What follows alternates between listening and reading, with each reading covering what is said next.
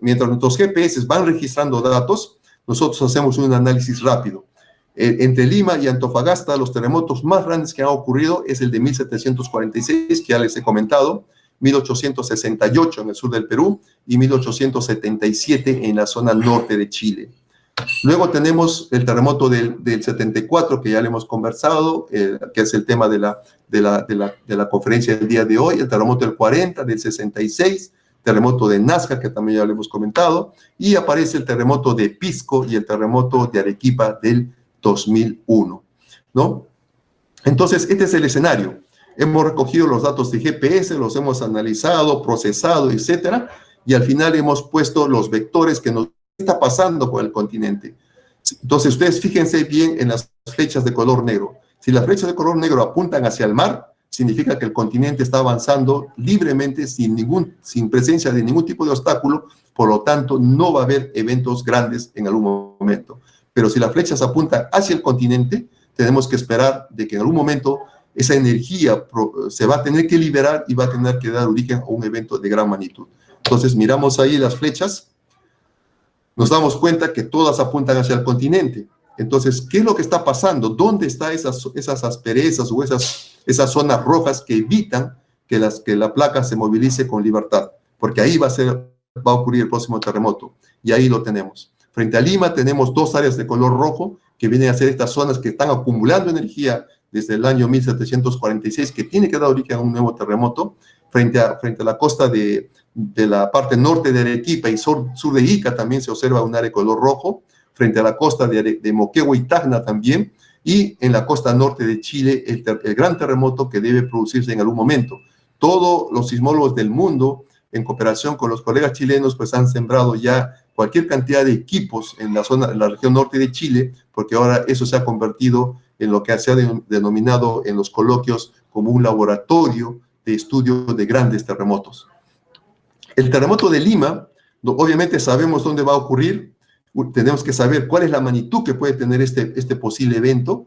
Entonces, hemos discretizado esta área de ruptura o esta área donde va a ocurrir el terremoto en áreas unitarias para tratar de generar el terremoto. Sabemos que hay 270 años de acumulación de energía. Sabemos que las placas se están moviendo a velocidades de 6 centímetros por año, o la zona del continente está retrocediendo 6 centímetros por año. Y después de hacer eso, hemos generado el terremoto, hemos obtenido el registro del terremoto, como ustedes pueden ver en la parte derecha. A esta señal hemos aplicado una función física bastante sencilla, que es la transformada de Fourier, que lo único que nos dice es, en la parte izquierda de ustedes, nos vemos ahí una línea de color verde, otra de color rojo, de color azul. La de color azul y rojo nos representa lo que hemos obtenido de esta reconstrucción del terremoto que creemos va a ocurrir frente a Lima.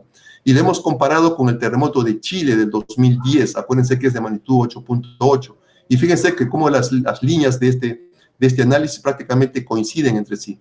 Eso nos dice de que si este terremoto que va a ocurrir frente a Lima realmente llegue a ocurrir, por lo menos debe tener la magnitud del terremoto de Chile del 2010. Estamos hablando de 8.8 como mínimo.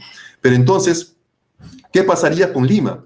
Hemos dicho que con el terremoto 74, Lima soportó aceleraciones de 200 centímetros por segundo. El suelo se sacudió con aceleraciones de 200 centímetros por segundo al cuadrado en promedio. Entonces, aquí tengo yo el área de donde podría ocurrir el terremoto. Hemos puesto estrellas del 1 al 9 para preguntarnos qué pasa con Lima si el terremoto empieza en la parte sur, en la parte norte, frente a Lima o debajo de Lima.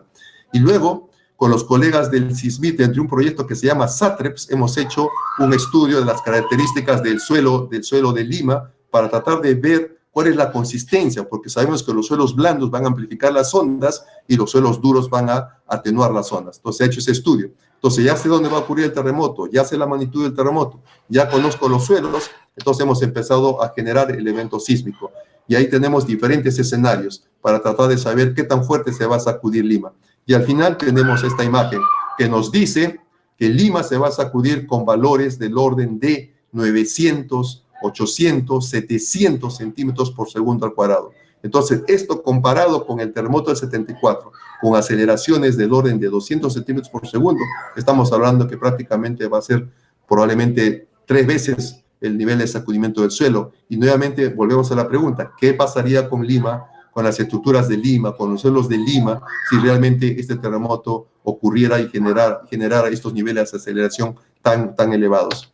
Entonces, los estudios finalmente nos llevan a definir con mayor claridad esta zona donde podría ocurrir el terremoto frente a Lima, y tenemos aquí lo que ya conocemos ahora como la zona de máximo acoplamiento sísmico donde tendría que producirse terremoto. Es un terremoto que prácticamente por los niveles de sacudimiento del suelo, ustedes pueden ver en la imagen del lado derecho, prácticamente va a sacudir todo nuestro país con diferentes niveles de intensidad de sacudimiento o aceleración de sacudimiento. Y obviamente todo lo que representa la región Lima es la que se estaría sacudiendo por las mayores aceleraciones del suelo.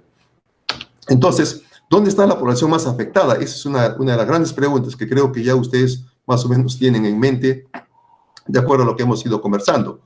Los desastres no son naturales, es algo que tenemos que reflexionar siempre, ¿no? Siempre le echamos la culpa al terremoto, que es el que produce el desastre. El desastre no lo produce el terremoto. Los peligros sí son naturales. El terremoto es un peligro natural. El fenómeno del Niño es un peligro natural. Los deslizamientos es un peligro natural. El desastre es responsabilidad del hombre porque no hemos aprendido a disminuir nuestra vulnerabilidad, que es algo muy importante. Y esta vulnerabilidad en las ciudades está asociada directamente a cómo están construidas nuestras viviendas.